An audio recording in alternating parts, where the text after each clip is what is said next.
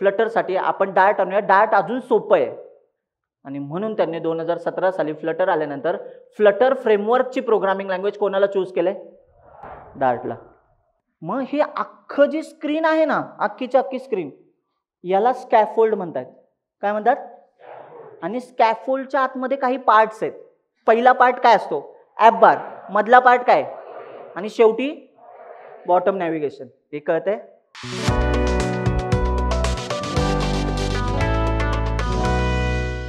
चलो स्टार्ट करूया. सगळ्यांना आता तुम्हाला तर माहितीच आहे की हे टायटल वगैरे बघितलं असेल किंवा तुम्ही रजिस्टर करताना तुम्हाला माहीतच असेल की हे फ्लटरचं सेमिनार आहे. पहिले तर एक गोष्ट क्लिअर करतो, कोणाला आत्ताच जायचं असेल तर जाऊ शकता. आधीच सांगून ठेवतो, ठीक आहे? 2 दिवस सेमिनार आहे, तर माझं एवढंच टार्गेट असणार आहे की 2 दिवसामध्ये तुम्हाला मॅक्सिमम अशा गोष्टी कळल्या पाहिजेत, म्हणजे जास्तीत जास्त. ऑब्व्हियसली कुठली प्रोग्रामिंग लँग्वेज 3 तासात, 6 तासात किंवा 2 दिवसात कंप्लीट होऊ शकत नाही, आणि आम्ही तर कधी शिकवू पण नाही शकत असं, ठीक आहे? कोर टू वेब म्हणजे थोडं कोरपासून ते वेबपर्यंत एकदम म्हणजे कोर नॉलेज म्हणजे डिटेलमध्ये असतं. सो मी कसं केलं आहे, यावेळेस 6 तासांचं सेशन आहे आपलं. आज 3 तास असेल, उद्याचे 3 तास. याच्यामध्ये आपल्याला फक्त 2 ॲपच नाही बघायचे, तर फ्लटर ॲक्च्युली कसं चालतं, इंटरनल गोष्टी पण कशा असतात आणि ते बाकी प्लॅटफॉर्मपेक्षा भारी कसं चालू शकतं. म्हणजे फ्युचर स्कोपमध्ये जर तुम्ही विचार करत असाल, एखादं तुम्हाला कुठलं तरी प्रोग्रामिंग लँग्वेज किंवा एखादं फ्रेमवर्क शिकायचं आहे, ज्याच्यामध्ये डायरेक्टली तुम्ही स्टुडंट असताना पण जॉब करू शकता, तर त्याच्यासाठी फ्लटर हा बेस्ट फ्रेमवर्क आपण कन्सिडर करू शकतो. कारण सोपं आहे, खूप सोपं केलं आहे. म्हणजे इतर प्रोग्रामिंग लँग्वेज एवढं अवघड अजिबात नाही आहे. तुम्हाला आजच्या गोष्टींवरनं अंदाज येऊ शकतो की अरे, जेवढ्या गोष्टी तुम्हाला ह्या 2 दिवसाच्या सेमिनारमध्ये कळतील ना, तेवढे बरेचसे काम करून पण लोकांना माहिती नसतं की हे इंटरनली असं चालतं. हे 100% मी तुम्हाला सांगतो. फक्त एक आहे की आपलं जे सर्टिफिकेट तुम्हाला दिलं जातील, आता 2 दिवस तुम्ही सेशन अटेंड केल्यानंतर तुम्ही कंपल्सरी दोन्ही दिवस सेशन अटेंड केलं तरच तुम्हाला सर्टिफिकेट भेटणार आहे, ठीक आहे? आम्हाला असं नको आहे की गर्दी यावी, आणि यासाठी नाही म्हणत आहे मी. कारण कसं असतं, तुम्हाला एक दिवस तुम्ही अटेंड केलं आणि दुसरा दिवस तर मेन आहे, म्हणजे जेव्हा तुम्ही नेटफ्लिक्सचं ॲप बनवणार, बरोबर की नाही? आज तर आपण क्विज ॲप वगैरे बघणार आहोत, पण त्याच्या आधीचे छोटे छोटे ॲप आहेत. तुम्हाला दिसताना इथे 2च ॲप दिसले असतील, पण ॲक्च्युली आपण 6 ते 7 ॲप बनवणार आहोत. मग ते पहिले जे असतात ना, ते फाउंडेशनल ॲप असतात. फाउंडेशनल म्हणजे ज्याच्यावरून आपल्याला बेस क्लिअर होतो की नेमकं कसं वर्क करते फ्लटर वगैरे, आणि त्यानंतर मग ॲक्च्युअल ॲप्लिकेशन जे इंडस्ट्री स्टँडर्डनुसार बनवणार आहोत. इंडस्ट्री स्टँडर्डनुसार म्हणजे की जे काही कंपन्या तुम्ही गेल्यानंतर अशा असाइनमेंट्स देतात की हा UI आहे, तर तू मला असं ॲप्लिकेशन बनवून दे. चला, तर मग मी तुम्हाला सगळं ओव्हरऑल गोष्टी सांगतो 5 मिनिटात की नेमकं आपलं हे स्ट्रक्चर कसं राहणार आहे, आणि मग आपण आपलं स्टार्ट करू गोष्टी. डायरेक्ट कोड वगैरे गोष्टी असणार आहेत. बरेचसे लोक असे असणार आहेत की जे क्लासला ऑलरेडी आहेत, जावाच्या बॅचला आहेत किंवा CCPPच्या बॅचला आहेत, किंवा कुठलीही बॅच माझ्याकडे केलेली असेल, त्यांचं बऱ्यापैकी कोडिंग असेल तर त्यांना कोड मॅप करणे सोपं जाऊ शकतं. पण जे नवीन लोक आहेत, तर काळजी करू नका. भले तुम्हाला तो कोड डायरेक्टली स्वतःहून लिहिता नाही येणार, एवढं तर नक्कीच आहे, बट तुम्हाला आहे ना तो समजेल की मी काय लिहितोय. कारण मी लाईन अँड लाईन तुम्हाला सांगणार. इथे दिसणार प्रत्येक शब्द ना शब्द तुम्ही घरी जायच्या आधी तुम्हाला कळलेला असेल. शब्द ना शब्द बोलतोय मी, कळलेला असेल. तुम्हाला असा प्रश्न नाही पडणार की हा शब्द का लिहिला होता हे मास्तरने आपल्याला शेवटपर्यंत सांगितलंच नाही. असं नक्कीच नाही होणार, ठीक आहे? सो तुम्हाला सगळ्या गोष्टी एकदम इन डिटेल कळलेल्या असतील.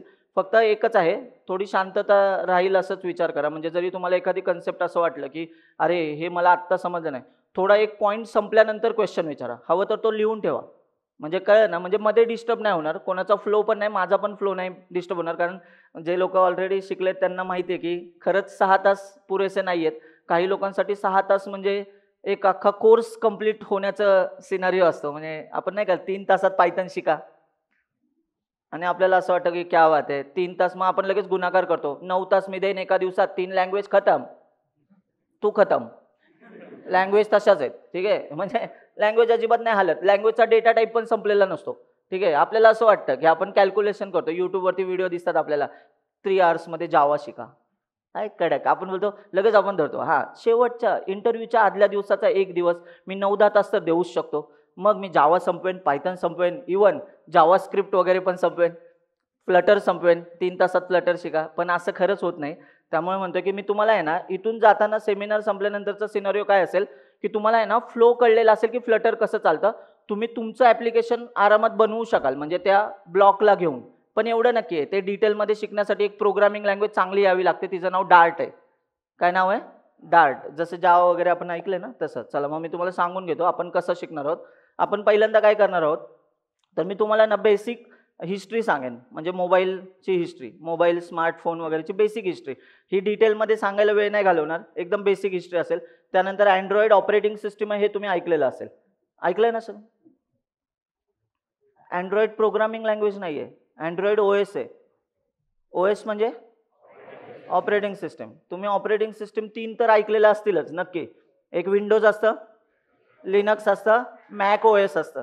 या 3 डेस्कटॉप ॲप्लिकेशनसाठीच्या, डेस्कटॉप म्हणजे आपल्या लॅपटॉपवरती किंवा आपल्या स्क्रीन्सवरती आपल्या जे मशीन्स असतात त्याच्यासाठीच्या ऑपरेटिंग सिस्टीम आहे.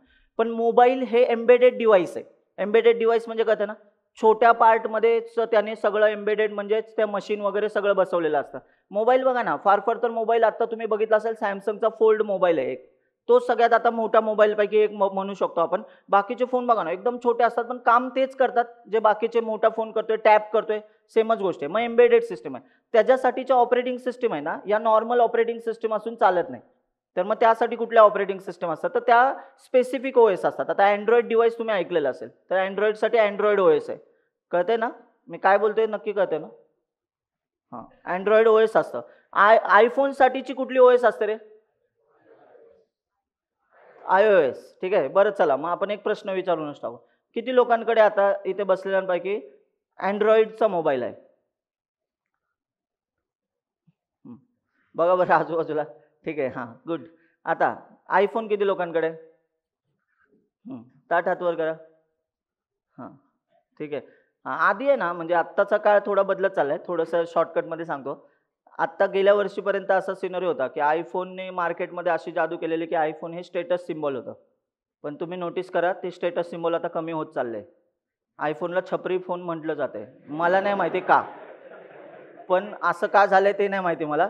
बट तुम्ही नोटीस करा. तुम्ही बघा ना, माझ्याकडे पण आयफोन आहे की, म्हणजे लेटेस्टवाला आयफोन आहे. पण मी सॅमसंगचा फोनच घेऊन येतो. माझा आयफोनचा फोन डेस्कटॉपवर असतो. डेस्कटॉपवर म्हणजे आयफोन त्याचा परफॉर्मन्स भारी आहे. मी काही कॅमेरामध्ये कधी मिररमध्ये सेल्फी काढण्यासाठी फोन कधीच नाही घेतला.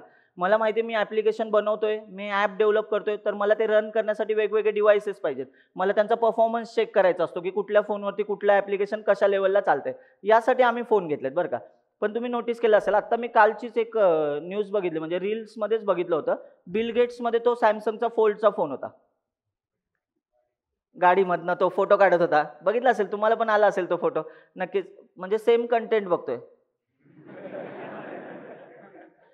दुसऱ्या कंटेंटबद्दल बोलायला नको. ठीक आहे. रील्स स्क्रोल करता करता तसं सजेशन येतात, ते इग्नोर करायचे की वेळ घालवायचा त्याच्यावर, त्याच्यावरती अल्गोरिदम ठरतो. तुम्हाला माहिती असेल ना, इंस्टाग्राम ओळखतं की आपण कुठल्या ह्याच्यावरती जास्त वेळ घालवतो. इंस्टाग्राम बोलतो ह्याची आवड कळाली, मग लगेच तो त्याच गोष्टी तुम्हाला फीडमध्ये ॲड करतो. मग आपण बोलतो ह्याला कसं कळलं मला हेच आवडतंय? तेवढं तर मशीन स्मार्ट आहेत. ठीक आहे, असो.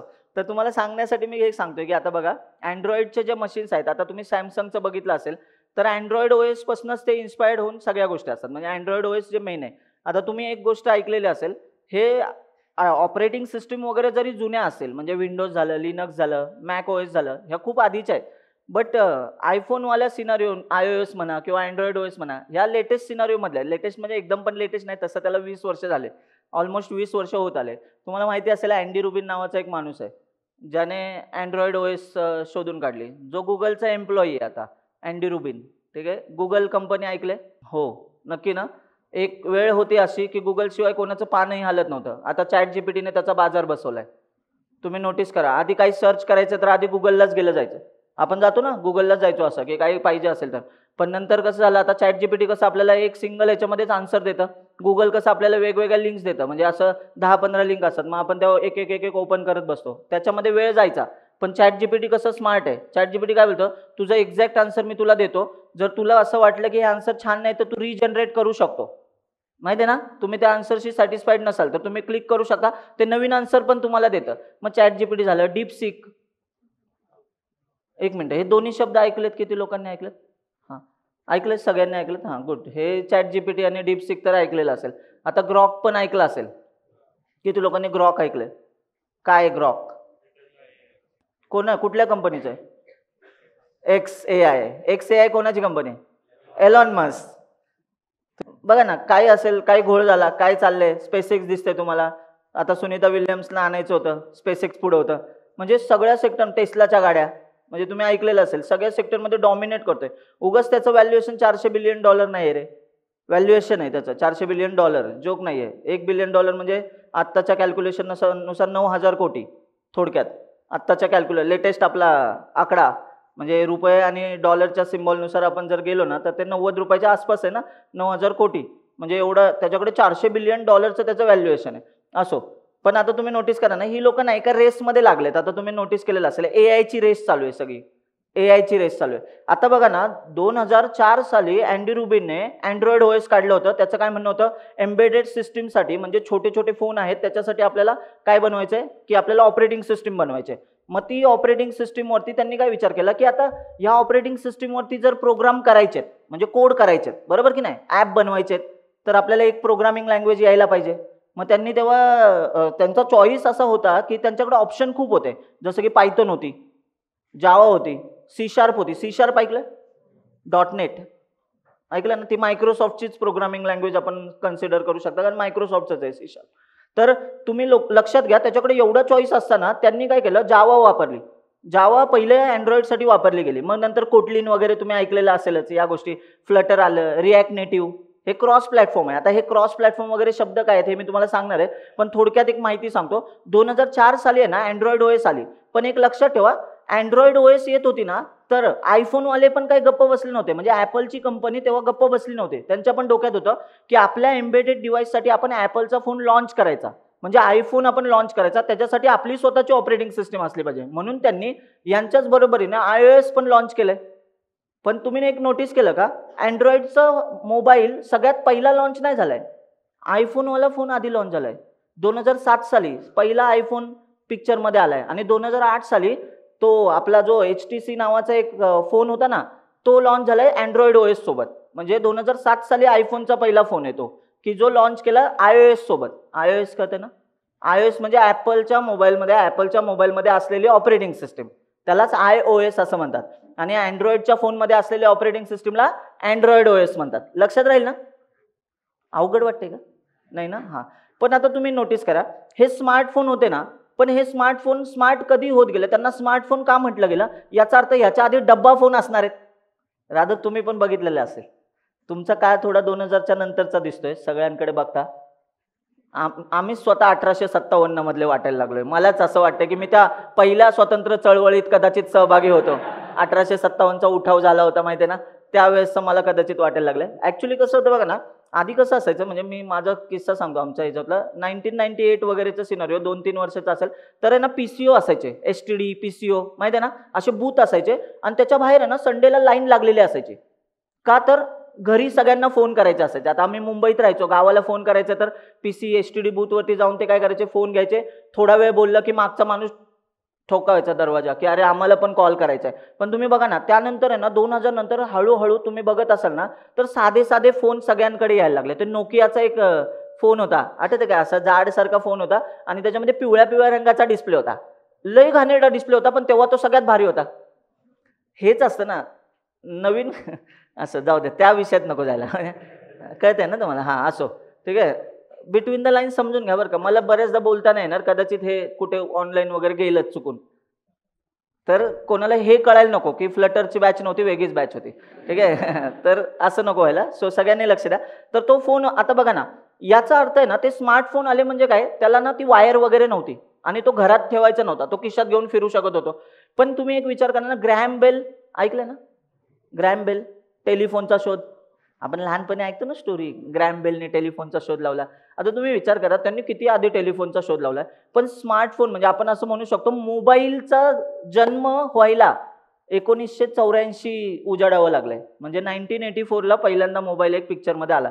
तो तुम्हाला एक डिस्प्ले दाखवतो, याच्यामध्ये ही हिस्ट्री आहे. बेसिक लक्षात ठेवा, एवढं लक्षात ठेवायची गरज नाही, कारण हिस्ट्री बघायला वेळ नको घालवायला. पण तुम्हाला आहे ना ह्या सिनारिओ फक्त माहिती पाहिजेत की हे 4-5 फोन होते ना, ते एकदम असे रिव्हॉल्युशन करणारे होते. 1984 मधला पहिला फोन होता. पण ऍक्च्युली आहे ना, त्या फोन आहे ना, तुम्ही मोटोरोला नावाची कंपनी ऐकले का? आता बघा ना, मोटोरोलाने सगळ्यात पहिला फोन काढला होता. आज मोटोरोलाचं अस्तित्वच नाहीये. याचा अर्थ तुम्हाला समजतंय का, तुम्ही किती पण स्मार्ट असाल, तुम्ही फर्स्ट मूव्हर्स असाल, म्हणजे पहिले तुम्ही असाल जगातले की तुम्ही काहीतरी क्रांती घडवले, याचा अर्थ तुम्ही मार्केटमध्ये दरवेळेस टिकून राहिले याची गॅरंटी नाही. नोकिया बघा ना, नोकिया अरे फार 20-25व्या फ्लोअरवरनं पडला तरी नोकिया बोलायचा कनेक्टिंग पीपल. तुम्ही नोटीस केलेलं असेल, तरी वाजायचा. एखादा माणूस जर मेलेला असेल त्याच्या छातीवर ठेवला आणि फोन केला ना तर एवढा व्हायब्रेट व्हायचा माणूस जिवंत होईल. अरे कसला व्हायब्रेट व्हायचा तो फोन, बघितला ना ते नोकियाचे 1100 नावाचा एक फोन होता, छोटा फोन. आपले आजोबा काका बिका गळ्यात एक दोरी घालून खिशात फोन असायचा, आठवतंय? ही उत्क्रांती होण्याच्या आधी पण आहे ना, बघा ना, तुम्हाला हा पहिला फोन दिसत असेल 1984 मोटरोलाचा डायनाटेक 8000. हा फोन आहे ना सगळ्यात आधी, पण हा फोन आहे ना बनवायला त्यांना ऑलमोस्ट आहे ना 10 वर्ष लागले. 10 वर्ष.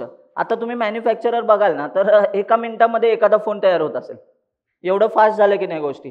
पण हे बघा, यांनी सुरुवात केली होती 1973 मध्ये. तेव्हा त्यांचा पहिला फोन आहे, यांना मार्टिन कुपर नावाचा एक माणूस आहे, त्याने हा फोनचा शोध लावला होता. मोटरोलाचाच तो माणूस होता, मोटरोला कंपनीमधला, त्याने हा फोन काढला. त्याच्यानंतर हा दिसतोय का, ही कंपनीला तुम्ही ओळखत असाल, IBM. IBM पर्सनल कम्प्युटर म्हणजे PC डेस्कटॉप. IBMचं आहे ना पर्सनल कम्प्युटर सेक्टरमध्ये ना खूप सुरुवातीपासून डोकं होतं की मला आहे ना काहीतरी जबरी करायचंय, पण IBMचं डोकं आहे ना बाकीच्यांनी चोरलंय खरं तर.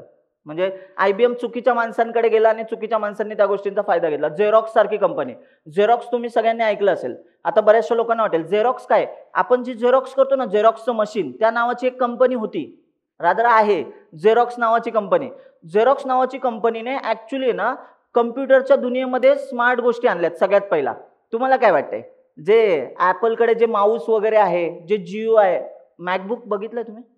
किती लोकांनी मॅक बघितलंय? बघितलं म्हणजे OS बघितलं मॅकची, कसं दिसतं मॅक, किती सुंदर दिसतं. ब्युटी विथ ब्रेन म्हणतात. सुंदरता पण आहे आणि हुशार पण आहे, एकदम स्मार्ट. आपलं विंडोज फक्त ब्युटी आहे. फक्त ब्युटी असले की व्हायरस खूप चिकटतात, तुम्हाला तर माहितीच असेल,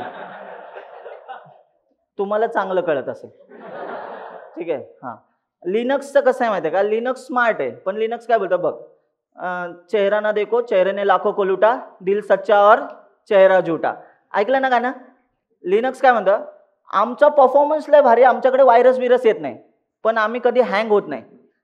लिनक्स, ठीक आहे, नीट आहे का? विंडोज भरभरून व्हायरस, भरभरून. म्हणजे तुम्हाला तर कळत असेल, नको त्या गोष्टींकडे गेलो,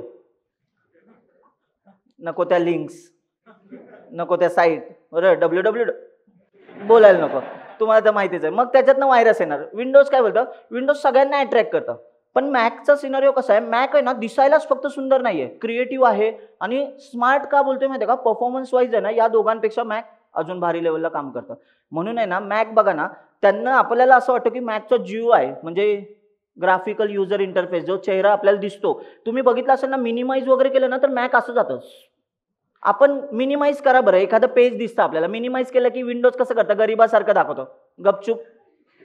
नोटीस केलं असेल ना, मॅकचं तसं नाही, मॅक तिथेही क्रिएटिव्ह असं, हे वेगळा हात नाही करत आहे. म्हणजे काही लोकांना असं होऊ शकतं, भेंड काय काय करतो हातवारे. तुम्ही स्वतः आहे ना, स्वतः मॅकबुक बघा आणि मॅकवरतं ना एखादं ऍप्लिकेशन ओपन करता मॅकवर आणि त्याला मिनिमाइज करा, ते तशाच पद्धतीने जाईल जे मी हातवारे केले होते. आता नाही करणार, ठीक आहे. काही लोक इथनं कंटेक्सच्या बाहेर पडतील, ठीक आहे, चला असो. तर तुम्हाला माहिती आहे का, हे झेरॉक्स पासून आहे ना, हे म्हणजे ॲपलवाली लोक त्यांनी सगळ्या गोष्टी बऱ्याचशा घेतल्यात आणि इव्हन तुम्हाला सांगतो त्यांच्या ऑपरेटिंग सिस्टीम पण येण्यामागे लय भारी भारी स्टोरी आहे. पण आपलं मेन टार्गेट आज मोबाईलच्या रिलेटेड आहे. तुम्ही कधी बॅच वगैरेला आलात तर म्हणजे OS वगैरे शिकलात तर त्यावेळेस मी ऑपरेटिंग सिस्टीमच्या हिस्ट्रीपासून मोबाईलच्या हिस्ट्रीपर्यंत सगळं सांगतो की हे कसं आलंय. बरं, आपण आपल्या मुद्द्याकडे येऊया. तुम्हाला नोटीस झालं असेल, पहिला फोन बघा ना, 1984 साली स्मार्टफोनचा स्मार्टफोन म्हणण्यापेक्षा फोनची सुरुवात झाली असं आपण म्हणूया. कळते ना? मोबाईलचा अर्थ माहिती आहे ना, भ्रमणध्वनी. मराठीत शब्दशः अर्थ घेतला तर भ्रमणध्वनी म्हणजे चालता चालता आपण घेऊन जाऊ शकतो. आधी वायर असायची, वायर एका सर्टन लेवलपर्यंत ताणली जायची, नाहीतर फोनच यायचा डायरेक्ट सोबत. आठवते का ते ठेवायचा फोन असायचा ना आपल्या टेबलवरचा, हा टेबल फोन तसले. आता नोटीस करा, IBM आहे ना, IBM पर्सनल कम्प्युटरच्या सेक्टरमध्ये भारी काम करत होती, पण त्यांच्या लक्षात आलं होतं की पर्सनल कम्प्युटरवरनं मोबाईलवरती जम्प करणे खूप भारी असणार आहे, कारण पुढे जाऊन हीच क्रांती घडणार आहे. त्यांनी पण पिक्चरमध्ये मागे नको राहिला. 1992 मध्ये, रादर ह्यांच्या आधी ना यांनी सुरुवात केली होती करायला. पण आहे ना, यांनी आधी फोन बनवला आणि IBM कॉम्पिटिटर होता तेव्हा मोबाईलच्या सिनारिओमध्ये त्यांचा. त्यांनी 1992 मध्ये पहिला हा आहे ना स्मार्टफोन पिक्चरमध्ये आणला, IBM बघा नाव काय याचं, सिमॉन. हे नाव लक्षात ठेवा, मी पुढे जाऊन कधीतरी बॅचला तुम्ही आलेत तर तुम्हाला हे कळेल की मी याच्याबद्दल डिटेलमध्ये गोष्टी सांगणार. कारण हा स्मार्टफोन बघा ना, इथे स्मार्टफोन लिहिलाय पण इथे स्मार्टफोन नाही लिहिलाय. याचा अर्थ हा खरोखर स्मार्ट होता. आणि ह्यानंतर मग आपला दादा नोकिया. नोकिया मग तुम्हाला माहिती आहे ना, निळी पिवळी पिवळी स्क्रीन, त्याच्यावरती एक गेम होता तो सापवाला. हा बस बस बस, साप लगेच. ठीक आहे, सगळं एवढं बरोबर माहिती असतं आपल्याला. हा ठीक आहे, बाकी काय त्याचं ओएस काय होते काय होतं सोडून द्या विषय. ठीक आहे, पण एवढं लक्षात ठेवलं, व्हेरी गुड. सापाचा गेम होता. ठीक आहे, नंतर आता तुम्ही नोटीस करा, हे जे शार्प नावाचे जापान माहिती आहे ना, जॅपनीज कंपन्या वगैरे त्या पण अशा सिनारिओ मध्ये उतरल्या होत्या. तुम्हाला नोटीस होत असेल तर ना, इथनं सुरुवात करूया. इथनं आपल्याला पिक्चर मध्ये यायचंय. आयफोन बघितला का, पहिला आयफोन आहे हा. किती साली आलाय, 2007 साली. आणि पहिला अँड्रॉइड फोन HTC ड्रीम होता. HTC ड्रीम हा तुम्ही ऐकलेला असणार आहे 100%, कारण हा फोन खूप फेमस झाला. म्हणजे कालांतर तुम्ही मे बी तेव्हा 4-5 वर्ष, काय माहिती किती असो. ठीक आहे, 2008 साली आलेला हा. आणि त्यानंतर आता तर तुम्हाला कळत असेल 2022 साली चायना तर असलं डॉमिनेट करतंय ना मार्केटमध्ये. चायनाचे रिअलमी झाले, शाओमी झाला, टाओमी झाला, गरम होणारे फोन झाले. आधी माहिती आहे का, चायनाचे स्पीकरवाले पण फोन यायचे. त्याला 2-4 असे स्पीकर असायचे की अख्खं गाव दणकून सोडायचं, माहिती आहे ना. म्हणजे त्याला 2 बेस 2 टॉपची गरजच नव्हती. चायनाचा फोन वाजला तरी इनफ होतं, पार्टी होऊन जायची त्याच्यामध्ये. असला चायनाचे फोन यायचे बरं का आधी. पण तुम्ही नोटीस करा, आता ना मोबाईल एवढे स्मार्ट होत चाललेत ना, ऍप्लिकेशन्स वगैरे भरभरून वापरायला लागले. पण आता तुम्ही नोटीस करा, आज आहे ना, तुम्ही शेतकऱ्यांपासून आहे ना कुठलाही व्यक्ती पकडा, प्रत्येकाकडे आहे ना मोबाईल आहे. आणि लोक आता खरं स्मार्ट व्हायला लागलेत. म्हणजे आधी तर बटनवाले फोन वापरायचे, बरोबर की नाही. पण आता बटनच्या फोनवरनं लोक स्मार्ट बनत चाललेत. रादर माझ्या उदाहरणावरनं सांगतो, माझे आई बाबा अजिबात शिकलेले नाहीयेत. ते अंगठा लावतात, म्हणजे साईन पण त्यांना करता येत नाही माझ्या आई बाबांना. ते फक्त अंगठा देतात स्टॅम्प पेपरवरती. पण तुम्हाला माहिती आहे का, माझी आई बरोबर युट्यूबवरती गाणी वगैरे लावू शकते. ती बोलते स्पीकर ऑन करून. मी जेव्हा पहिल्यांदा बघितलं ना, मी असे डोळे चोळून म्हटलं, परत कर. हे खतरनाक होतं म्हटलं एकदम. ती म्हणे हा मी असंच करते. ती देवाची गाणी कीर्तन वगैरे ऐकत बसतात ना, आई स्वतःहून ते सगळं करते, हँडल करते. फोन आला ना अशी बघणार, चष्मा लावणार, डायरेक्ट ऍप बाहेरच आलं पाहिजे फोन मधून. म्हणजे तुमच्या लक्षात येतं ना. पण नोटीस करा ना की सिनारिओ बघा ना, म्हणजे आपले आई वडील मागच्या जनरेशन मधनं असताना पण आहे ना, ते स्मार्टफोनला ते जवळ येत आहेत पिक्चरमध्ये. म्हणजे त्यांचं काय म्हणणं आहे की आता आपल्याला वापरायला पाहिजे हे फोन, अदरवाईज आपण बाहेर पडू. रादर व्हॉट्सअप कॉल करणे, व्हॉइस कॉल करणे, नॉर्मल कॉल करणे, हे सगळं त्यांना आरामात जमायला लागलं. पण तुम्ही एक नोटीस केलं का, आत्ताच्या फोन ना बघताना आपण असं विचार करतो की फोनचा परफॉर्मन्स पण भारी असला पाहिजे. पण फोनमध्ये जे ॲप आपण डाउनलोड करतोय, आपण ॲप घेतो ना फोनमध्ये, मग ॲपवरनं आपल्याला लक्षात येतं की अरे एखाद्या ॲपमुळे ना फोन क्रॅश होतोय किंवा आपला फोन हँग होतोय असं वाटायला लागतं. कधी माहिती आहे का, जर गेम वगैरे तुम्ही खेळत असाल, ते PUBG नावाचा एक गेम होता, बरोबर. ज्यावेळेस रॅम वगैरे जास्त लागते, ग्राफिक्स कार्डचा जास्त यूज व्हायला लागला, मग त्यांच्या पण लक्षात आलं कंपन्यांच्या की ह्या सगळ्या सिस्टीममध्ये आपल्याला गोष्टी ॲड करायला पाहिजे. मोबाईल अजून भारी भारीच होत राहिलेत. आता तुम्ही बघितलं असेल तर आत्ताच्या टेक्नॉलॉजीनुसार सगळे फोन स्मार्टफोन बोलू शकण्यासारखे आहेत की नाही. केवढ्या भारी भारी गोष्टी आपल्या फोनमध्ये असतील. मग आता हे ॲप आले. आता जेवढी लोक फोन वापरायला लागले ना, तेवढे ॲप्लिकेशन्स बनायला लागले. आणि आता नोटीस करा, ही 2 माणसं आजही ह्या अख्ख्या सेक्टरमध्ये दादागिरी करतायत. पहिला म्हणजे अँड्रॉइड आणि दुसरा म्हणजे iOS. ह्या 2 OS तुम्ही बघत असाल. आयफोन सगळ्यांकडे, म्हणजे खूप लोक आता बाहेर आपला स्टेटस सिम्बॉल असल्यामुळे खूप लोक आयफोन घेतात. रादर EMI वर का होईना घेणार, पण घेणार आयफोन. अँड्रॉइडचं तसं नाही. अँड्रॉइड कमीमध्ये पण चांगल्या गोष्टी देऊ शकतं, एवढं तर आहे. आयफोनने काय केलंय, स्टेटस सिम्बॉल बनवून टाकलं. इंडियामध्ये तरी तसंच आहे. मिरर सेल्फी किंवा आपले ते हिरो हिरोईनच बघा ना, त्यांच्याकडे हातामध्ये आपल्याला आयफोनच दिसतो. मग आपल्याला असं वाटतं की हां हे पाहिजे असं. किंवा इव्हन तुम्ही बघा ना, ते अजय देवगण विमल खाऊन थुंकणार, पण त्याच्या पिक्चरमध्ये त्याच्याकडे लॅपटॉप असणार, तो मॅकबुक असणार. म्हणजे आपल्याला असं होतं की अरे क्या बात आहे यार, कसलं भारी एकदम. काय काय तर सिनरीमध्ये त्या हिरोईनला मला वाटतं मॅकबुक ऑन कसा करायचा हे पण नीट माहिती नसणार आहे. पण त्यांच्या समोर स्क्रीनवरती तुम्ही बघितलं असेल तर त्यांच्या इथं मॅकबुक दिसतो आपल्याला, त्यांच्याकडे आयफोन दिसणार. ते आयफोनमध्ये कुठलं CPU आहे, कुठल्या गोष्टी आहेत, प्रोसेसर ब्रेन म्हणतात ना त्याला, सगळं प्रोसेसिंगचं काम तोच करतो. कितीतरी लोकांना हे माहीतच नसतं आपल्या फोनमध्ये कुठला प्रोसेसर आहे. आयफोन घेतला तरी त्यांना माहिती नसतं की माझ्याकडे मॅकबुक आहे किंवा आयफोन आहे, त्याच्यामध्ये कुठले प्रोसेसर वापरले जातात. पण ठीक आहे, आपण असं म्हणूया की त्यांनी ते स्टेटस सिम्बॉल बनवला म्हणून प्राइस बघा ना वाढत गेल्या की नाही आयफोनच्या. इंडियामध्ये खूपच प्राइस आहे आयफोनच्या. पण आता तुम्ही नोटीस केलं ना, कंपन्यांनी ह्या गोष्टीचा फायदा काय घेतला माहिती आहे का. कंपन्या काय बोलल्या, जर राव एवढे जर फोन वापरले जात आहेत तर फोनवरचे ॲप्लिकेशन वाढायला पाहिजे.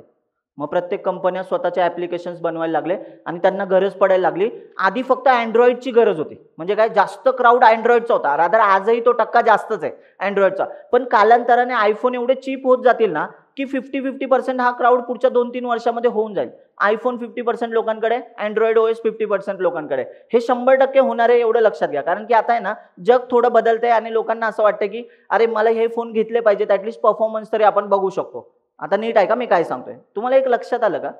अँड्रॉइड ऑपरेटिंग सिस्टम आहे आणि iOS पण ऑपरेटिंग सिस्टम. त्याच्यावरती ॲप टाकायचेत ना तर तुम्ही बऱ्याचशा आहे ना कुठेही गेला ना प्ले स्टोअरला, ॲप स्टोअरला, तर तुम्हाला दिसत असेल एखादी कंपनी आहे तिचं समजा ॲप्लिकेशन आहे. आपण इंस्टाग्रामच घेऊया. इंस्टाग्राम सगळे वापरतात ना, तर अँड्रॉइडसाठी मशीनवरती तुम्हाला इंस्टाग्राम इन्स्टॉल करायचं आहे, म्हणजे डाउनलोड करून इन्स्टॉल करायचं आहे. तर तुम्ही प्ले स्टोअरला गेले, आत्ताचे सगळे smartphone by default Instagram install करून देतात. नोटीस केलेलं असेल. पण हेच आपण त्याला अनइन्स्टॉल करून परत इन्स्टॉल करू शकतो. मग आता तुम्ही मला सांगा, अँड्रॉइडचा फोन आहे, अँड्रॉइडच्या फोनला जर ॲप घ्यायचा असेल तर तुम्ही ॲप स्टोअरला जाता की प्ले स्टोअरला जाता? एक मिनिट, प्ले स्टोअर आणि ॲप स्टोअर काय आहे हे माहिती आहे त्या लोकांनी हात वर करा. लय बेसिक क्वेश्चन विचारलाय मी, तरी काही लोकांचे हात खाली आहेत.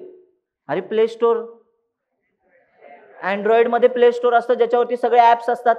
मग आपल्याला जे ॲप पाहिजे ते आपण सर्च करतो आणि त्याला आपण काय करतो, डाउनलोड करतो, इन्स्टॉल करतो आपल्या फोनमध्ये. बरोबर आहे की नाही?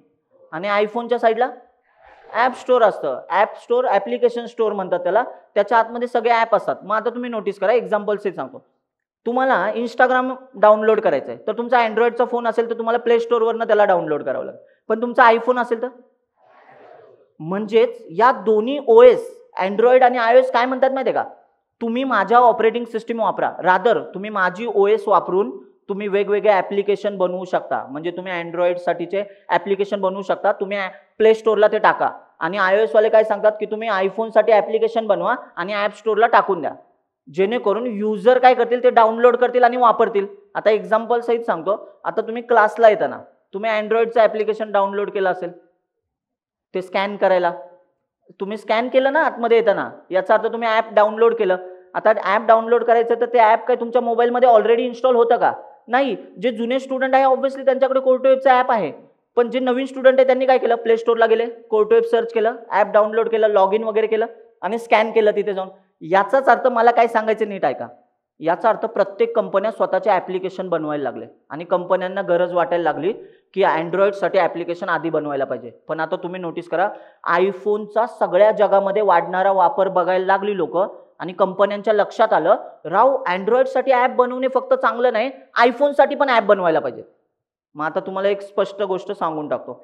अँड्रॉइडसाठी जर तुम्हाला ॲप बनवायचा असेल तर तुम्हाला इन्स्टॉल करावे लागतात बऱ्याचशा गोष्टी. तुम्ही जावा प्रोग्रामिंग लँग्वेज वापरून ते बनवू शकता. कोटलिन नावाची प्रोग्रामिंग लँग्वेज आहे, ऐकलंय का? कोटलिन नक्की ऐकलंय. या दोन तर फेमसच होत्या अँड्रॉइडसाठी स्टार्टिंगला. आता जाऊया आयफोनच्या साईडला. चला, हात वर करायचा आणि सांगायचं, आयफोनसाठी मला एखादं ॲप्लिकेशन बनवायचं असेल तर कुठली प्रोग्रामिंग लँग्वेज वापरतात हे माहीत आहे त्याच लोकांनी हात वर करा. हात वर करा, खाली बसून बोलू नका, मी परत सांगतोय, हात वर कराल. चला, किती लोकांना माहिती आहे आयफोनसाठी जर मला ॲप बनवायचं तर मी कुठली प्रोग्रामिंग लँग्वेज वापरायला पाहिजे? ठीक आहे, एवढ्या लोकांना माहिती आहे. चला एक साथ बोलूया.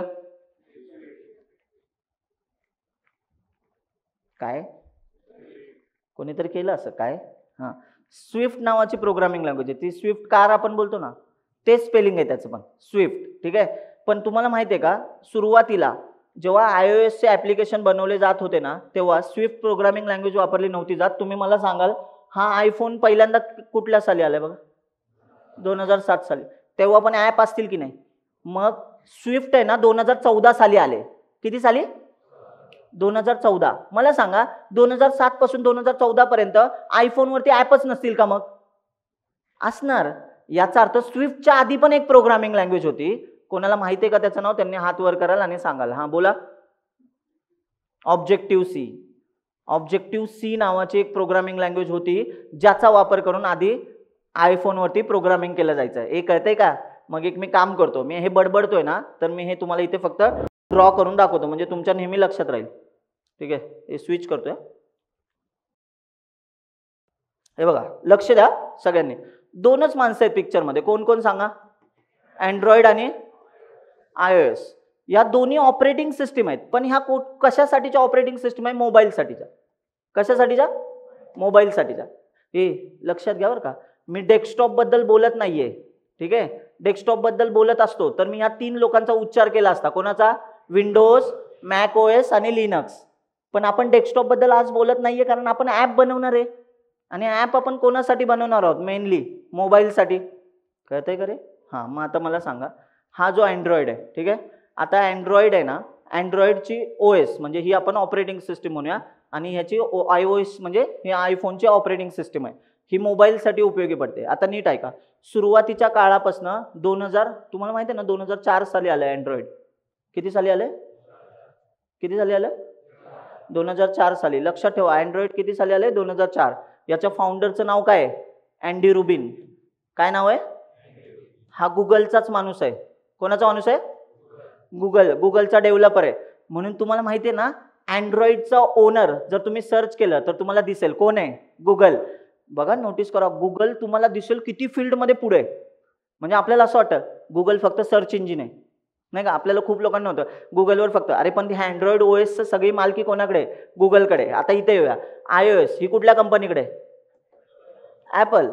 बरोबर की नाही? Apple company. मग यांनी पण काय केलंय, यांना ना ॲप बनवण्यासाठी प्रोग्रामिंग लँग्वेज पाहिजे होत्या, यांना ॲप बनवण्यासाठी प्रोग्रामिंग लँग्वेज पाहिजे होत्या. मग ह्यांनी काय विचार केला, त्यावेळेस अँडी रुबिनने असा विचार केला की सगळ्यात फेमस प्रोग्रामिंग लँग्वेज सुरुवात तेव्हा 2004च्या साली जास्त प्रोग्रामिंग लँग्वेज कुठली वापरली जाते, तर त्यावेळेस जावा जास्त फॉर्मला होती.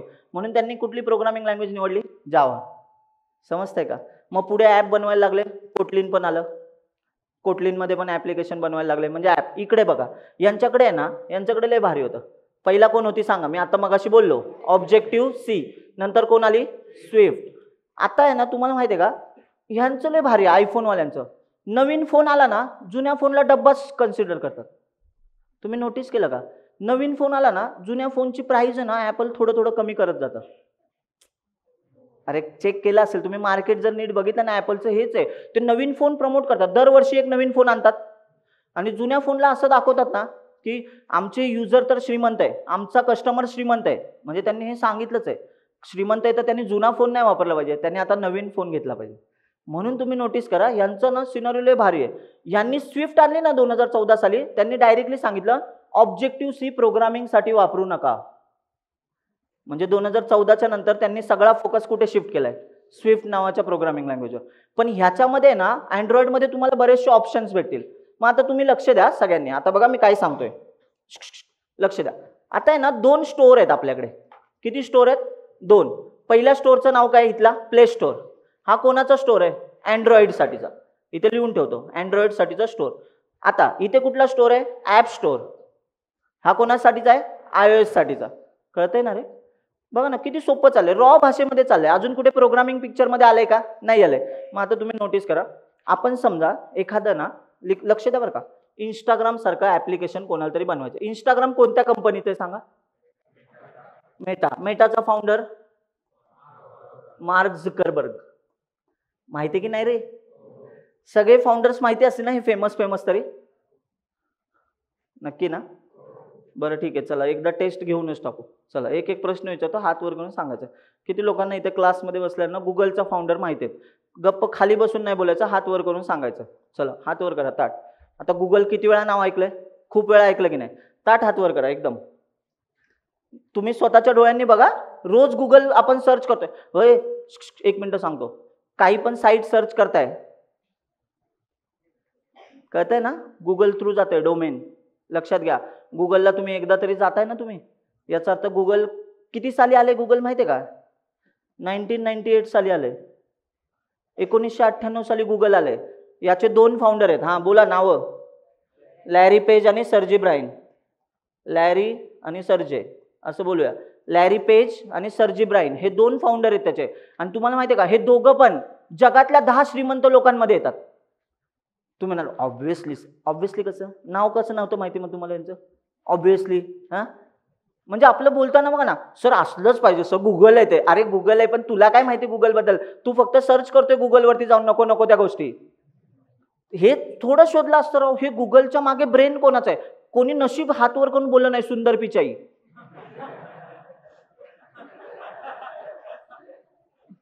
त्याला नेऊन डायरेक्ट सुंदर पिचाईच्या मांडीवर बसवला असता. म्हणजे सुंदर पिचाई सीईओ आहे, सीईओ, फाउंडर नाहीये. सीईओ कळतं ना, सीईओ म्हणजे कंपनी चालवतोय, म्हणजे आता मेन चेहरा सीईओ असतो, बरोबर की नाही. पण फाउंडर म्हणजे ज्यांनी हे सुरू केलंय ते वेगळे असणार की नाही लोक.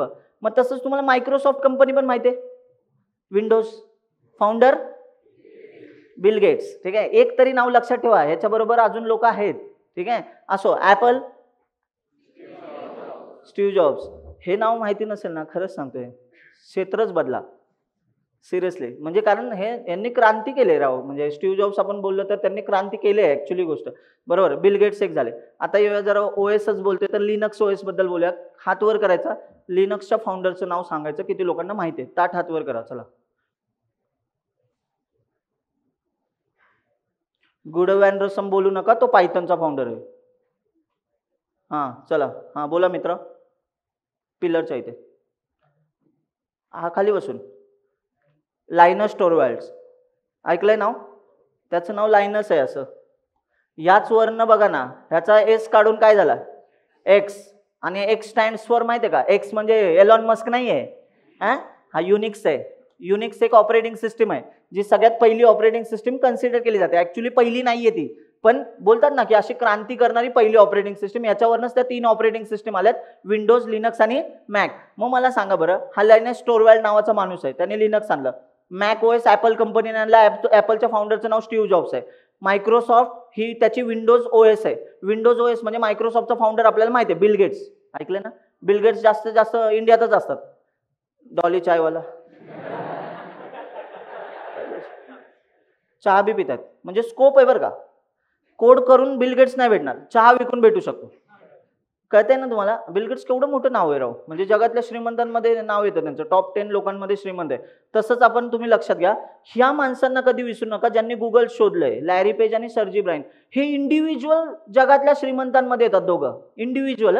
म्हणजे टॉप 10 लोक जर तुम्ही आता पण घरी जाऊन सर्च केलं ना, तर ह्या दोघांचं नाव तुम्हाला दिसेल त्या टॉप 10 श्रीमंत लोकांमध्ये. त्याच्यामध्ये नाव आहे लॅरी पेज आणि सर्जी ब्राइन. तुम्हाला माहिती आहे का, त्या टॉप 10 लोकांमध्ये जावाचं, ओरॅकल कंपनीच्या फाउंडरचं पण नाव आहे. लक्षात घ्या. म्हणजे ओरॅकल ऐकलंय ना, ओरॅकल. हा, मला सांगा, जावा नावाची प्रोग्रामिंग लँग्वेज आहे, जावाचा फाउंडर कोण आहे? James Gosling. ऐकलंय का हे नाव, जेम्स गोस्लिंग? मी तुम्हाला हे का सांगतोय माहिती आहे का, थोड्या ना गोष्टी सर्च करायला लागा. आता येऊया आपण इंस्टाग्रामकडे. मला सांगा, इंस्टाग्रामच्या कंपनीचं नाव काय? मेटा. पण खरंच सांगतोय, इंस्टाग्राम मेटाने नाही बनवलंय. मेटाचं आधीचं नाव फेसबुक होतं, त्यांनी ते बनवलं नाही. ह्याच्या मागे दुसऱ्याच व्यक्तींची आयडिया आहे. इंस्टाग्राम मागे त्यांनी विकत घेतलंय $19 बिलियन. म्हणजे याचा अर्थ यांनी ह्याला काय केलंय, विकत घेतलाय. पण आपण काय म्हणूया, आता मालकी तर ह्यांच्याकडे आहे ना, म्हणजे मेटाकडे. मेटाचा फाउंडर कोण आहे? Mark Zuckerberg. कळतंय ना रे. हा, पण ह्याच्या बरोबर हा एकटा नव्हता, ह्याच्याबरोबर अजून 3 जण आहेत. तुम्ही नोटीस करा, हे सर्च करा ना, तुम्हाला कळेल की मेटाचे फाउंडर्सची जर तुम्ही नावं सर्च केली ना, तर तुम्हाला मार्क झुकरबर्ग फक्त माहिती आहे, पण तो एकटा नाहीये, त्याच्याबरोबर अजून टीम आहे की. पण आपण काय करतो, जो मेन असतो त्याला फोकसमध्ये, पिक्चरमध्ये येतो, ते नाव लक्षात ठेवलं तरी इनफ आहे. मग आता मला सांगा सगळ्यांनी, इंस्टाग्रामचं ऍप समजा त्यांना बनवायचं होतं. लक्ष द्या, त्यांना काय वाटतंय, इंस्टाग्राम हे अँड्रॉइड ओएस वर पण चाललं पाहिजे आणि iOS वर पण चाललं पाहिजे. म्हणजेच त्यांनी काय विचार केला असेल बघा बरं, इंस्टाग्राम ऍपच्या वेळेस त्यांनी असं बोलले असेल, इंस्टाग्राम बनवताना, आपण एक काम करूया, अँड्रॉइड ओएस साठी ऍप बनवूया आणि iOS साठी पण ऍप बनवूया. कळतंय ना रे. हां, मग सांगा बरं, अँड्रॉइड ओएस साठी त्यांच्याकडे चॉईस होता जावा, कोटलिन. कळतंय, इकडे चॉईस स्विफ्ट आहे. ऑब्जेक्टिव्ह सी होता, पण स्विफ्ट आपण बोलूया कारण नंतर आले ना इंस्टाग्राम, असं बोलूया. ठीक आहे, स्विफ्ट. मला सांगा, स्विफ्ट इथे ना यांनी काय विचार केला, स्विफ्ट येणाऱ्या व्यक्ती बसवले असतील, प्रोग्रामर्स. इकडे जावा वगैरे येणारे प्रोग्रामर्स बसवले असतील, कारण हे ऍप बनवायचंय. आता तुमच्या एक लक्षात येते का, सगळ्याच कंपनींना, कुठल्या पण कंपनी असो, त्यांना ऍप बनवायचंय, त्यांना 2-2 वेगवेगळ्या टीम बनवाव्या लागतात. अँड्रॉइड साठी वेगळी, आयफोन साठी वेगळी.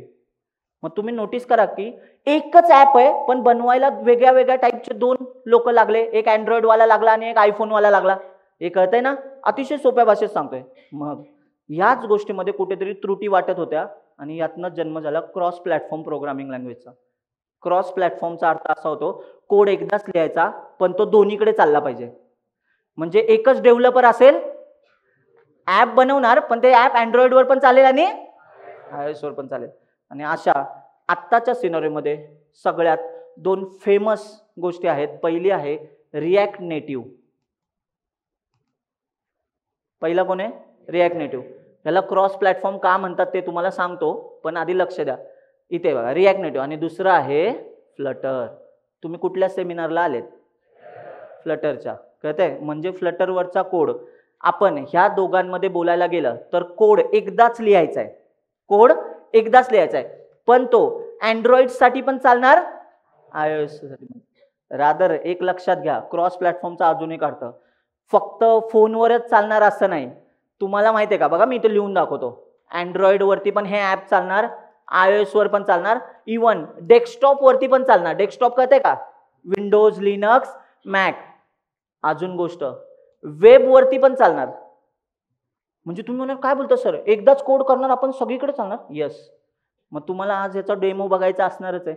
तुमच्या लक्षात येईलच ना की सर आपण फ्लटरमध्ये एखादा ॲप बनवलं तर तुम्ही आम्हाला अँड्रॉइडवर पण रन करून दाखवा, आयफोनवर पण रन करून दाखवा. पण आपण असं करूया, अँड्रॉइडवर रन करूया, डेस्कटॉपवर रन करूया, गुगलच्या क्रोमवरती वगैरे कुठेही. म्हणजे वेब ब्राउझर कळतं ना? सांगा रे ब्राउझर्सची नावं जरा एखाद्या. फायरफॉक्स, क्रोम गुगलचंच आहे. क्रोम गुगलचंच आहे. हां, नेक्स्ट. थांबा हळू हात वर करा आणि सांगा, कारण इथनं पुढची नावं लोक लय वेगवेगळे सांगू शकतात. जे नाही येत ना ते पण बोलतील, म्हणजे जे ब्राउझर नाही येत ते पण बोलतील. टॉर, ब्रेव, सफारी ऐकलंय का तुम्ही? जंगल सफारी नाही, ते सफारी हे मॅकबुक वरती तुम्ही बघितलं तर आपलं गुगल क्रोम कसं आहे तसा मॅकबुक वरती सफारी. ठीक आहे. हां ठीक आहे. हां बरं. ओपेरा मिनी,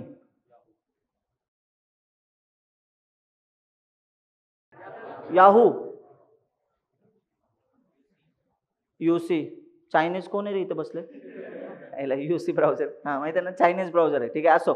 बरं चला मागे. मुलींनो बोलायचा ट्राय करा, नाहीतर बोर वाटेल बरं का इथनं पुढच्या गोष्टी. हे तरी इंटरेस्टिंग आहे, तरी काही लोकांचे डोळे बंद व्हायला लागलेत की अरे काय होतं हे. ठीक आहे ऐका, काही लोकांचं म्हणणं असेल की सर डायरेक्ट कोड चालू केला तर मग तर घरीच जाल.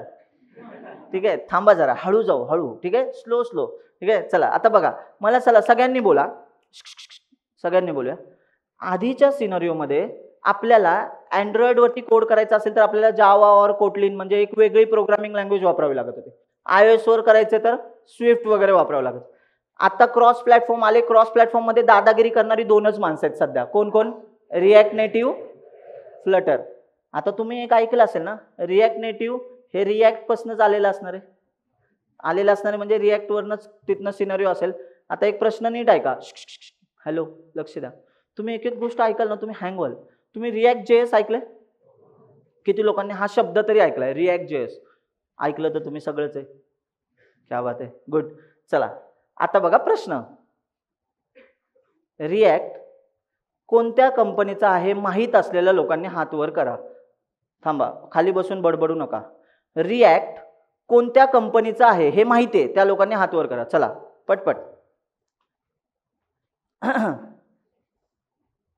एक, मागे हात वर करायचा आहे की टपली मारायची पुढच्याला? काय करतोय? हात वर कर ताट मग एकदम. 2.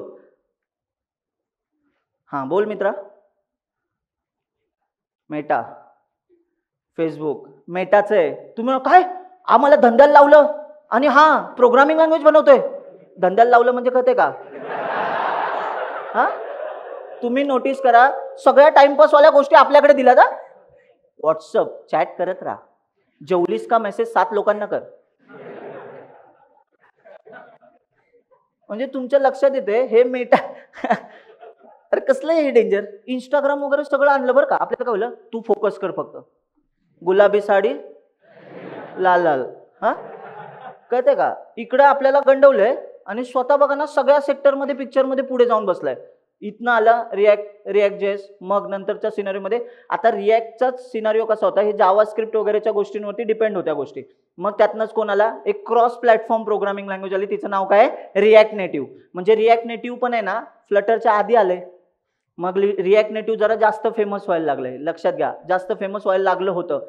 त्याच्या कशामुळे माहिती आहे का? आधी त्यांनी सांगितलं आम्ही कोड एकदाच लिहितो आणि आमचा कोड सगळीकडे चालू शकतो. कळतंय ना काय बोलतोय? पण 2017 साली गुगलने डोळे उघडले. बघा तुम्ही म्हणा भेंडी इथं पण गुगल आहे. थांबा एक मिनिट, हळू जाऊया. Google already Android OS on करत होता. म्हणजे अँड्रॉइडच्या सगळ्या ऍप्लिकेशनची मालकी कोणाकडे? गुगलकडे. गुगलने जर नियम आणला की सगळे ऍप आम्ही डिलीट करतोय प्ले स्टोअरवरनं, झोल होणार. कळतंय? म्हणजे याचा अर्थ ते ओनर आहेत की नाही. पण आता तुम्ही नोटीस करा, गुगलच्या काय लक्षात आलं माहिती आहे का? भेंडी माझं अँड्रॉइड तर चांगलं चाललंय, पण आयफोनवरती स्विफ्ट प्रोग्रामिंग लँग्वेज चालले, प्लस हा रिॲक्ट नेटिव्ह क्रॉस प्लॅटफॉर्म काम करता करता जरा जोर धरायला लागलाय, आपल्याला पण उडी मारायला पाहिजे. म्हणून 2017 साली त्यांनी फ्लटर आणलं आणि फ्लटर सुद्धा क्रॉस प्लॅटफॉर्म आहे. मग त्यांच्या डोक्यात होतं फ्लटरसाठी प्रोग्रामिंग लँग्वेज लागेल की नाही. फ्लटर फ्रेमवर्क आहे. हे काय आहे? फ्रेमवर्क. आता फ्रेमवर्क म्हणजे काय असतं मी ते सांगेन पुढे, पण प्लीज आता लक्ष द्या. म्हणजे आता आपण दोनच माणसांबद्दल बोलतोय. पहिला कोण आहे? React native. याच्यासाठी तुम्हाला प्रोग्रामिंग लँग्वेज काय यायला पाहिजे?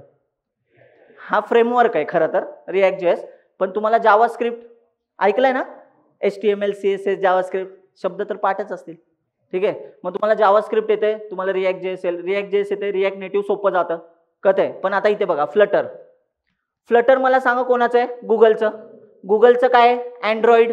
अँड्रॉइडला मेन प्रोग्रामिंग लँग्वेज कोण होती? जावा. मग फ्लटर हे फ्रेमवर्क आहे. पण त्यांनी जावा ही प्रोग्रामिंग लँग्वेज नाही वापरली, त्यांनी स्वतःची एक 2011 साली प्रोग्रामिंग लँग्वेज आणली होती. तिचं नाव होतं डार्ट. काय नाव होतं? डार्ट. प्लीज लक्ष द्या बरं का, नीट लक्ष द्या मी काय काय सांगतोय. प्रत्येक गोष्टीच्या मागे स्टोरी आहे. मग आता बघा ना, डार्ट ही किती साली आले? मग त्यांनी काय केलं माहिती आहे का? डार्टला प्रमोट करायचे. आता ऍक्च्युली ही डार्ट कशासाठी आणलेलं तुम्हाला सांगतो. जावास्क्रिप्ट ऐकलंय ना? त्यांचं काय म्हणतो, जावास्क्रिप्ट वेबसाठी खूप फेमस झाले. मग वेब म्हणजे ब्राउझर वगैरे वरती, वेब कळतं ना? ब्राउझरवरती WWW आपण हे जे करतोय ते सगळं वेबवरती चालल्यात गोष्टी. कळते ना? मग जावास्क्रिप्ट जास्त फेमस होत होती. मग त्यांना काय वाटलं माहिती का? गुगलच्या डोक्यात आलं, राव आपल्याकडे अशी प्रोग्रामिंग लँग्वेज पाहिजे जी वेबला डॉमिनेट करेल. आणि तेच डॉमिनेट करण्यासाठी त्यांनी 2011 साली डार्ट आणली होती. पण प्लॅन फसला.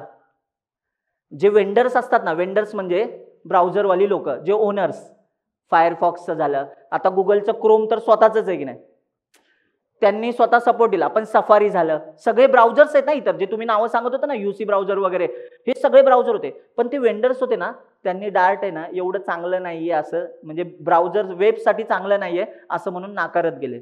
आणि डार्ट आहे ना हळूहळू थंड पडायला लागलं.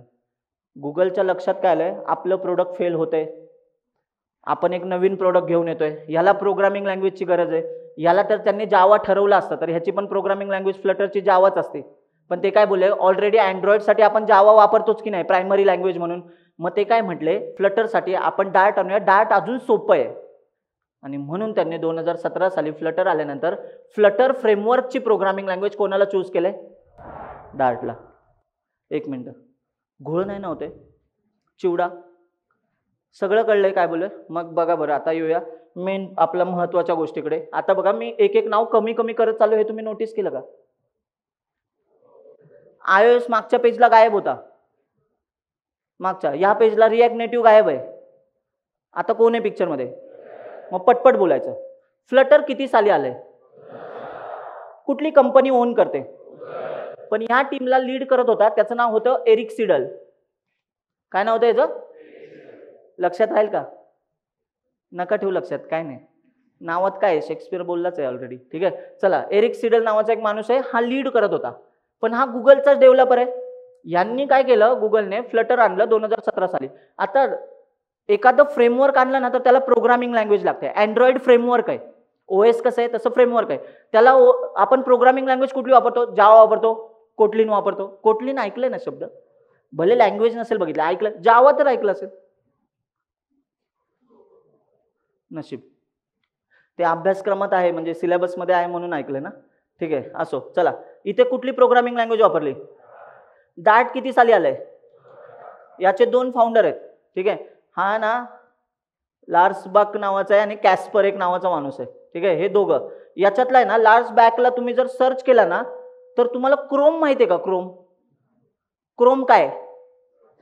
ब्राउझर. कोणाचा ब्राउझर आहे हा माणूस आहे ना लार्स बक. हा माणूस एवढा हुशार आहे ना, याने क्रोमच्या ब्राउझरच्या आतमध्ये V8 नावाचं एक इंजिन आहे ज्याच्यावरती तो ब्राउझर चालतोय. त्याच्या डेव्हलपमेंटमध्ये पण ह्याचा मोठा रोल आहे. म्हणजे ही माणसं साधी सुधी नाही आहेत बघा ना, त्यांनी दुसरीकडे पण आधी काम चांगलं केले त्यांच्याच कंपनीसाठी, गुगलसाठी. आणि गुगलसाठीच त्यांनी एक नवीन प्रोग्रामिंग लँग्वेज बनवली, तिचं नाव काय आहे? डार्ट. आता ह्याच डार्टचा वापर कशात केला जातोय? फ्लटरमध्ये. आणि आता जबरदस्त गोष्ट सांगतो, नीट ऐका. फ्लटर आलं ना तेव्हापासून रिॲक्ट नेटिव्हला कॉम्पिटिशन तयार झालं. मग आता नीट ऐका काय सांगतोय. रिॲक्ट नेटिव्हचा परफॉर्मन्स चांगला आहे की आधी चांगला होता, पण फ्लटरने काय विचार केला, त्यांचे ड्रॉबॅक सर्च केले की हे कुठे कुठे चांगलं चालतंय. ब्राउझरच्या साईडला गेलात ना लय भारी चालतंय, पण ॲप साईडला आल्यानंतर रिॲक्ट नेटिव्हच्या गोष्टी ऑप्टिमाइज होत्या, पण त्यांच्यापेक्षा परफॉर्मन्स आपण भारी द्यायला पाहिजे. म्हणून यांनी काय केलं, फ्लटरच्या इंजिनमध्ये चेंज केला. इंजिन म्हणजे कळतंय ना, फ्लटरचा आतमध्ये रन करणारा जो कोड रन करतोय ना, एवढं स्मार्ट इंजिन बनवलं आणि यांचे कोड एवढे ऑप्टिमाइज करायला लागले. आता फ्लटरचा परफॉर्मन्स रिॲक्ट नेटिव्हला बीट करायचा ट्राय करतोय. रादर आता पुढे पुढे हळूहळू अजून अशा ॲप्लिकेशन बनणार की फ्लटर आता पुढे पुढे जात राहणार, कारण ते गुगलचं आहे. लक्षात ठेवा, गुगल कधीच रेसमध्ये मागे नाही. अजून एक भारी गोष्ट सांगतो, आता नीट लक्ष द्या, ऐका. तुम्हाला असं वाटत असेल सर जर फ्लटर एवढं भारी आहे ना, तर मग कोण कोण वापरते फ्लटर? इव्हन सांगतो, गुगल पे तुम्ही बघितलंय, जीपे गुगलचंच आहे की नाही, ते फ्लटरमध्ये बनवलंय अख्खा ॲप. याच्याबरोबर अजून भरपूर कंपन्या आहेत जे फ्लटरचं ॲप्लिकेशन म्हणजे फ्लटरचा फ्रेमवर्कने ॲप बनवतात. मग आपण एक काम करूया, त्यांच्या ना साईटला जाऊया, त्यांची वेबसाईट आहे ना, त्याला तिथं जाऊया आणि चेक करूया. जा रे अक्षय, कोण कोण वापरते बघा फ्लटर.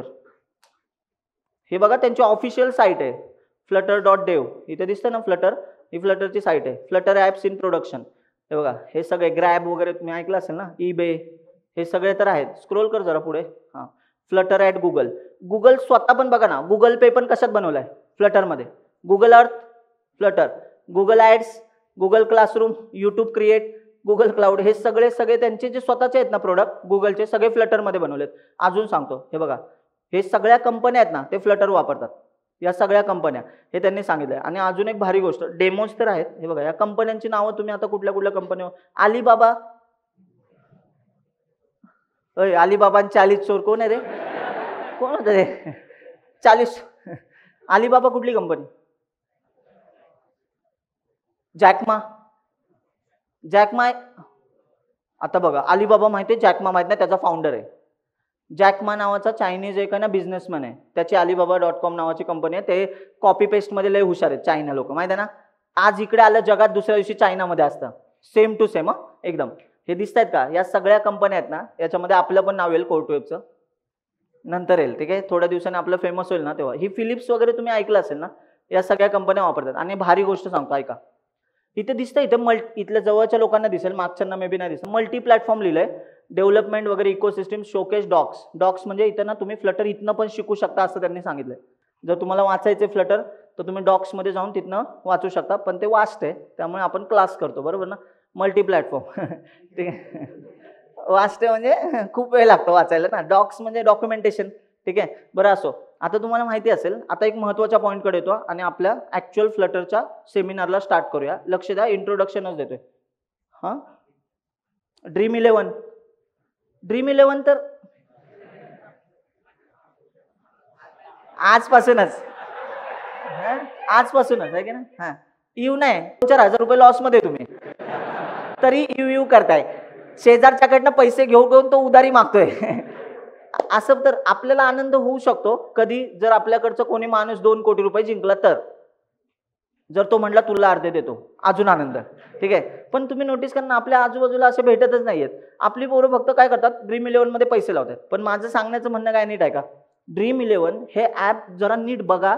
आत्तापर्यंत फक्त पैसे लावून गेम खेळण्यासाठी ॲप्लिकेशन तुम्ही बघत होता. याच्या पुढे ना फ्लटर कसं दिसतंय यासाठी ॲप बघा. तुम्हाला कळेल फ्लटरचा लुक अँड फील अँड्रॉइडपेक्षा पण रिच आहे. अँड्रॉइडमध्ये जो अँड्रॉइडसाठी जावासाठीचा आपण XML फाईल्स वापरायचो, UI बनवायचो, त्याच्यापेक्षा फ्लटरचा UI ना अजून भारी लेवलला, ॲडव्हान्स लेवलला त्यांनी बनवलाय. याचाच अर्थ त्यामुळे फ्लटर अजून चांगल्या लेवलला जाऊ शकतं. आणि जबरदस्त गोष्ट सांगतो, नीट आहे का, माझे शब्द मार्क करून ठेवा. 2026 पुढचं वर्ष आहे, 2026च्या एंडपर्यंत 80% ॲप्लिकेशन्स, जेवढे ॲप्लिकेशन्स बनणार ना त्याच्यातले 80% ॲप्लिकेशन AI बेस असणार. AI बेसचा अर्थ त्याच्यामध्ये एकतर ChatGPT असेल, डीपसीक असेल, त्यातनं कॉल्स असतील. AI बेस कळतं ना, नक्की कळतंय ना मी काय बोलतोय. म्हणजे तुम्हाला एक गोष्ट पण सांगतो, नीट ऐका बघा मी काय बोलतोय वाक्य. तुम्ही मला सांगा AI शब्द तुम्ही ते रोज ऐकताय, न्यूजला ऐकताय, नको नको तो माणूस पण AI बद्दल बोलतोय. AI किती पण बूम होऊ द्या, किती पण, सगळ्यात जवळची गोष्ट आहे ना लॅपटॉप पेक्षा मोबाईल असतो. तुम्ही काय लॅपटॉप खिशात नाही घेऊन फिरत ना, हा कुठेतरी चालले तुम्ही, लॅपटॉप एक वेळ घरी ठेवाल, डेस्कटॉप घरी आहे, पण मोबाईल तुमच्या बरोबरच आहे ना. मग AIचा वापर ऍप्लिकेशनला जास्त होणार, म्हणजे याचाच अर्थ ऍप भरपूर बनवले जाणार, याच्या पुढे ऍप डेव्हलपमेंट अजून वाढणार, पण क्रिएटिव्ह ऍप बनणार. आणि क्रिएटिव्ह ऍप का बोलतोय तर ते AIचा वापर करून बनणार. म्हणून फ्लटर एवढं हुशार आहे ना, त्यांनी ऑलरेडी AIचा सपोर्ट फ्लटरला दिलाय. दाखवतो तुम्ही, त्यांच्या साईटवर लिहिलंय, जा रे तिथे बघा, इथे नोटीस करा, जा तिथे दिसतंय AI. हे ना मागे राहत नाही, कारण की ह्यांचं म्हणणं काय माहितीये का, जगामध्ये रेस आहेत ना, गुगलला सगळीकडे टॉपलाच राहायचंय. ते बोले आम्ही का मागे राहू. जेमिनाय तुम्ही ऐकलं असेल, गुगल AI, ठीक आहे, बिल्ड विथ AI. सगळ्या ऍपमध्ये तुम्ही डायरेक्टली AI इंटिग्रेट करू शकता फ्लटरच्या ऍपमध्ये, आणि त्याच्यासाठीचा फ्लो सोपा दिलाय. हे बघा, फास्ट API वगैरे शब्द ऐकले का, बघा हे सगळं म्हणजे तुम्ही तुमच्या ऍपमध्ये इझिली AI ड्रिव्हन ऍप्लिकेशन बनवू शकता. आणि माझे शब्द मार्क करून ठेवा, एवढ्या वर्षांचा अनुभव, 10 वर्षाचा अनुभव, मी ज्या गोष्टी बोलतो ना त्या होत जातात. एक्झाम्पल सहित सांगतो, नीट ऐका सगळ्यांनी. फ्लटर ऐका, पुण्यामध्ये सगळ्यात पहिला शिकवणारा मी होतो, अख्ख्या पुण्यात. नीट ऐका मी काय बोलतोय, वाक्य नीट ऐका. अख्ख्या पुण्यात पहिल्यांदा टीचर म्हणून फ्लटर शिकवणारा मी होतो. मी 2022 साली फ्लटर जेव्हा शिकवायला सुरुवात केली, 22च्या एंडला आम्ही सांगितलं की फ्लटरची बॅच घेतोय. हे सगळ्या कॉलेजेसमधले ना टीचर्स, आपले जे स्टुडंट होते ना माझ्याकडे, जे ऑलरेडी जावा वगैरे पायथन वगैरे शिकत होते, त्या लोकांना मी म्हटलं की फ्लटर आहे ना गेम चेंजिंग ठरणार आहे. पण तेव्हा आहे ना फ्लटरचं इंटरनेटवर अजिबात व्हिडिओज नव्हते, जास्त व्हिडिओजच नव्हते. 2-4 युट्यूबर होते जे व्हिडिओज बनवत होते, ते सांगत होते की फ्लटर फ्युचर आहे. बरेचसे युट्यूबर काय करायचे, जे फ्लटर शिकवत नव्हते ते बोलायचे फ्लटर नाही चालणार, अजिबात नाही चालणार, कारण एवढं भारी नाही, रिॲक्ट नेटिव्ह ऑलरेडी आहे. आज तेच युट्यूबर आहेत ना स्वतः फ्लटर शिकून फ्लटरचे व्हिडिओज बनवायला लागले. तुम्ही नोटीस करा, तुम्ही ना सर्च करा, त्यांच्या आधीचे व्हिडिओ बघा आणि आत्ताचे व्हिडिओज बघा. ते फ्लटरला प्रमोट का करतात, कारण त्यांना माहिती आहे की काळानुरूप हे पुढे चाललंय. जेव्हा मी फ्लटर शिकवायला घेतलं, जेव्हा आपल्या क्लासच्या लोकांना जेव्हा मी बोललो की मी तुम्हाला ह्याच्यामधनं इंटर्नशिप देणार आहे, तेव्हा त्यांनी कॉलेजेसमध्ये सांगितलं. ते शिक्षक वगैरे काय म्हटले माहिती का, ज्यांनी नाव पण ऐकलं नव्हतं फ्लटरचं, ते काय बोले, मास्तर तुमचं काय पण शिकवतो, फुटर पिटर काय, आता हे नवीन काय आणलंय. त्यांना नीट शब्द पण माहिती नव्हता, फ्लटर शब्द. शपथ सांगतो मी असंच नाही बोलत आहे, हे आपली रोजीरोटी आहे, मी शिकवतो, मी शिक्षक आहे, बरोबर की नाही, ह्याच्यात मी पैसे कमवतोय. अरे ते काही पण शिकवेल. आत्ताशी फ्लटर आले 2017 साली, आधी त्याला मुरू द्या. आपल्या इथं हाच प्रॉब्लेम आहे. 50 वर्षानंतर प्रोग्रामिंग लँग्वेज आपण शिकायला घेतोय, जोपर्यंत अख्खं गाव त्याच्यावर पैसे कमवून गेलेलं असतं. आज वेळ आहे की नाही, इंडिया बरोबरीने चाललाय सगळ्यांबरोबर, मग का नाही शिकायचं. नवीन टेक्नॉलॉजी आपण नाही शिकू शकत, मान्य. AIच्या रेसमध्ये इंडियाने काय AI बनवला तुम्ही सांगा बरं.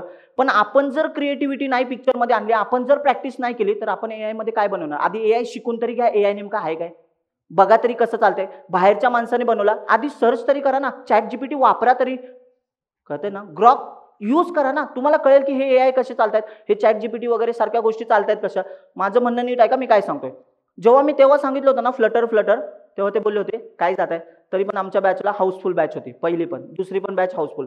त्याच्यातले कितीतरी लोक डायरेक्टली प्लेस झाले. सेकंड इयरचे स्टुडंट सुद्धा असे आहेत जे आता ऑलरेडी जॉबला आहेत, सेकंड इयरला असताना पण. मी असंच नाही सांगत, जे ऑलरेडी बॅचला आहेत त्यांनी त्या मुलाला बघितला पण आहे, सिद्धेश थोरात नाव आहे त्याचं. त्याच्यापासून जे पास आउट आहेत ते तर लगेच जॉबला लागलेच आहे, कारण फ्लटर आहे ना ग्रो करते, गोष्टी येतात. मी तेव्हा सांगितलं कॉलेजमध्ये, जेव्हा मी बोललो ना त्याच्याच पुढच्या वर्षी कॅम्पसमध्ये काही कॉलेजेसला फ्लटरच्या कंपन्या यायला लागल्या, त्यांना शब्द ऐकू यायला लागले की फ्लटर येत असेल तर चांगलं आहे. हेच मी तुम्हाला सांगतोय, आता तुम्हाला दाखवतो. हे मी मनाने नाही सांगत आहे, गुगलने AI आणलंय.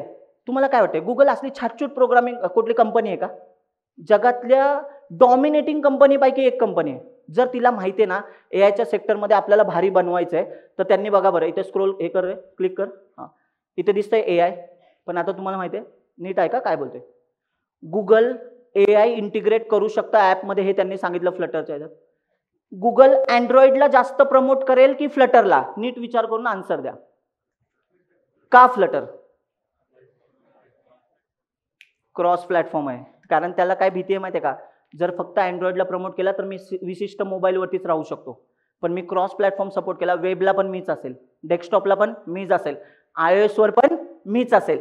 म्हणून आहे ना फ्लटर प्रमोट करायचं काम गुगल करायला लागलंय. आणि म्हणून त्यांनी बघा, आता इथे क्लिक करतो, त्याच्या आतमध्ये बघा वर्टेक्स AI वगैरे ऐकलं असेल, जेमिनाय वगैरे ऐकलं असेल, सगळ्यांचं इंटिग्रेशन फ्लटरमध्ये. इवन फायरबेस शब्द किती लोकांनी ऐकलाय? ऐकला तर असेल ना फायरबेस. फायरबेसच्या आतमध्ये पण वर्टेक्स AI डायरेक्ट इंटिग्रेट करता येतो. म्हणजे AI सगळं बनवलंय. एवढं सोपं आहे ना, मी तुम्हाला काही गोष्टी पुढे जाऊन सांगेन, पण मला वेळेमुळे सगळ्या गोष्टी सांगता येणार नाही. चला मग आता स्टार्ट करूया. हे सगळं इंट्रोडक्शन होतं. फ्लटर कशासाठी आल्यात गोष्टी.